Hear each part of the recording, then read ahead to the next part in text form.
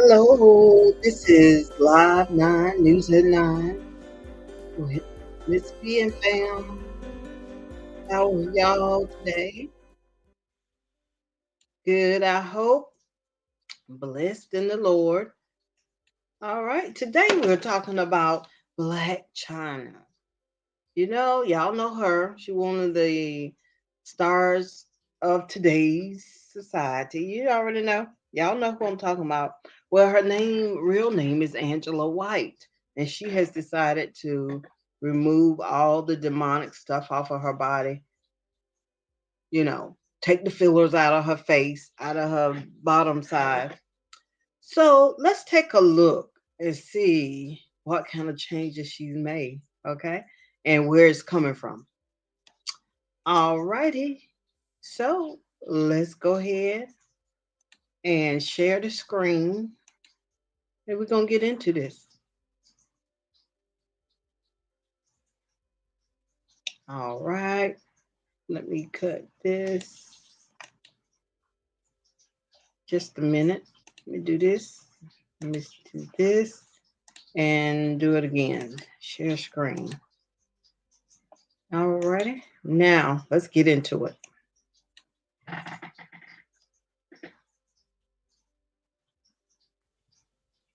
Hi, everyone. I'm Rosemary Miller, and I have the pleasure of speaking with Black China today. Thank you so much for joining me. Thank you for having me. So, before we really jump in, what do you want to be referenced as? Black China, or are you Angela White? Angela White. You are Angela White. Yes, ma'am. So, why are you choosing that name? Well, it was given to me by birth. But mostly just for me it's like getting back to myself because being in the entertainment like field, everybody always calls me like, "Hey, Black China, China, China." Nobody never really calls me Angela, so sometimes I would kind of like forget like who I am because it's always like about the brand, but not about the person. Yeah. So, uh, Well, you've gone through some major life changes in recent weeks. You've been yes. very public about your breast reduction, your Mhm. backside reduced, and getting your fillers dissolved. Yes. Why did you choose to do it so publicly? It just came to me. It came from God. Honestly, when I posted, I didn't even think that it was going to be as big as it was. And then by me seeing that, it made me feel like, wow, like really comfortable to even go back on the internet because I kind of like stopped posting as much as I used to. But now, like everybody has been supporting it. So I'm like, okay, this gives me like the courage to keep going and see how far I can go. So it makes me feel really good. I'm glad I did do it. You are receiving overwhelming support. Yeah, I The didn't public even. is, Yeah, it just came to me. I didn't even think it was going to be as big as it was, or is. yeah, everyone's really proud of you. Yeah, thank you. So, you said it came from God. Mm. Tell me about that. I want to know about the work we're not seeing because I know you had to do a lot of internal work as well. Yes, and continuing to also. So on my birthday, I got baptized on my birthday. So I was reborn on my birthday, and that was May 11th of 2022. So from there, I was like, just start taking the steps that I knew, which was more of the truth. Like what's right is right and what's wrong is wrong. So that's kind of like how I've been stepping, going to church. Hi, Bishop James, Mama Menace. Going to church and just having my church family and the other people that like pray for me and pray with me because you can't do it by yourself. You can, but it's better when you have like your church family, your prayer warriors. Right. Because there's some days where you might feel like, okay, this is like too much for me. We need to call back. I gotta call back up. Like I need the extra prayers today. Yeah. So And what do you yeah. mean this is too much for me? Just like life in general, sometimes it can become like overwhelming, especially like when you're in the spotlight and they just keep me grounded. God keeps me grounded and they keep me grounded too, as far as like human wise. Yeah. You have like your spiritual, but then you have human form too. So both of those combined is helping me get through the things that I need to get through and get back to myself. Right. When Hmm. the world is chaotic, my faith is steady. Yes. Yeah, Yeah. Yeah. I understand. Hmm. So I want to switch gears a bit. Okay. You also deactivated your OnlyFans account. Hmm. And I hear that was the source of a lot of your money. And I want to just clear this up right now because there is a $239 million discrepancy right now going on. I see that. You have. So, April 2022, you said you made $1 million from it in 2021. But now I'm seeing reports that are saying 240 million. What's the actual number? The actual number, it was close to 2 million within a two within a 2 year span. 2 So million. I opened it in 2020. So right when the pandemic had hit, I had opened it because I was like, oh my gosh, like what's about to happen? And I had just recently did a TV show called Only Cams where I produced it and filmed on it just a little bit. So it kind of like gave me the leeway to kind of doing it because it was something that I didn't want to do at first. But at the time, I had so many lawsuits and so many things that I was dealing with. Aside from that, I'm like, I got to figure out how can I like continue to have like my house, take care of my kids, do everything I need to do. So that's why I started the OnlyFans. But I definitely, let's clear this up. I definitely did not make 240 million.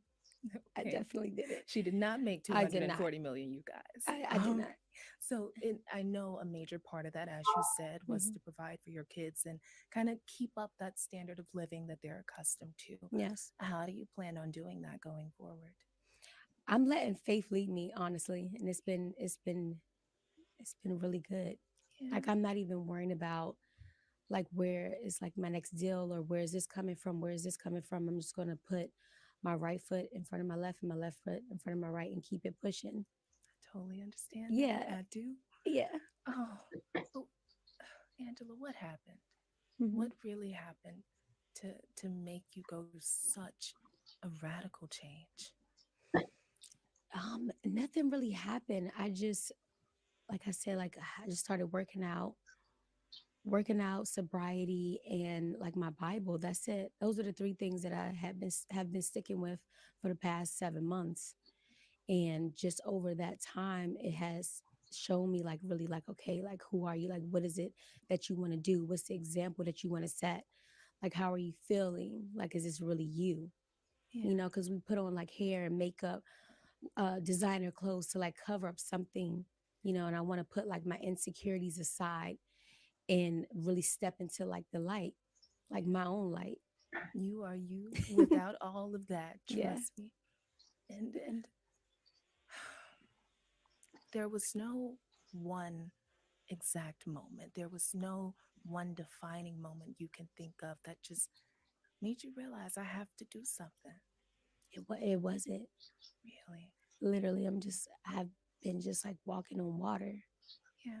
It wasn't like, okay, this happened. I didn't get sick. I wasn't ill. Um, Nothing of the sort.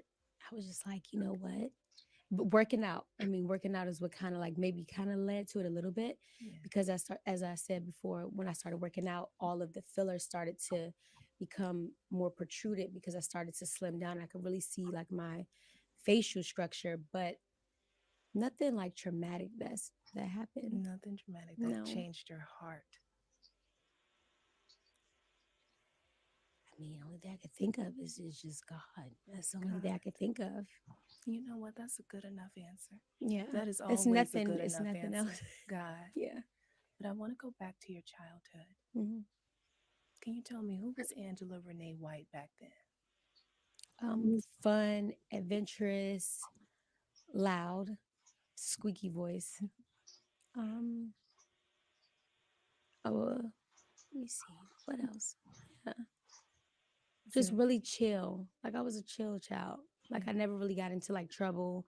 I always made good grades, Mhm. lovable, athletic. Yeah. Yeah. All right. So you were you shy? Were you outgoing? Outgoing. Outgoing for Hmm. sure. Okay.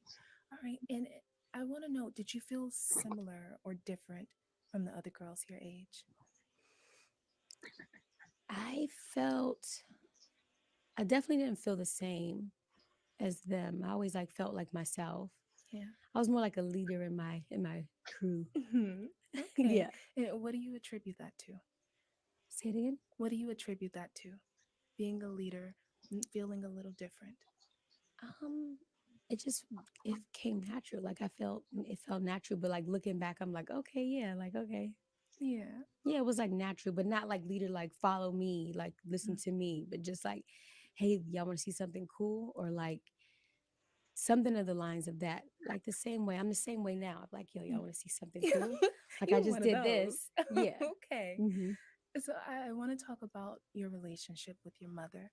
Yes. How was that growing up? Was she a shoulder to lean on, or did you find solace somewhere else? So, my mom, I love my mom, everybody. Hey mom. So, like growing up, like my mom, she was always like a hustler to this day. So she, I felt, was always like doing her thing, sort of. So, like for me, I would be with my grandmother, and I would be like with my godparents, like different people. Different Yeah. people. Did Hmm. your grandma teach you something Yeah, that she taught sticks me with a lot of stuff. What did she teach you that sticks with you to this day?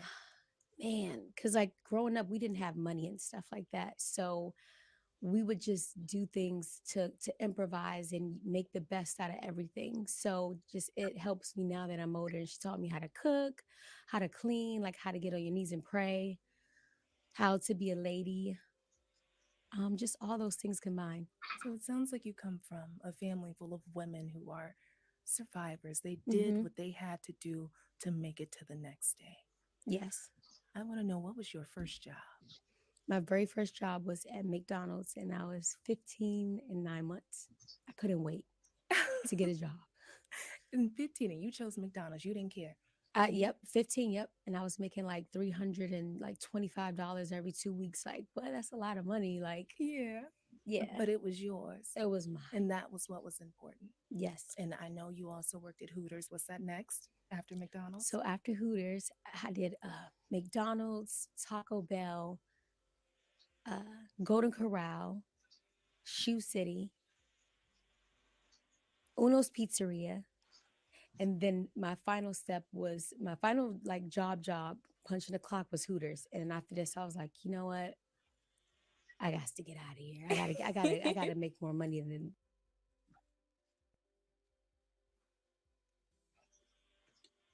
All right. So we're going to stop there and come back with part two. For now, that is it.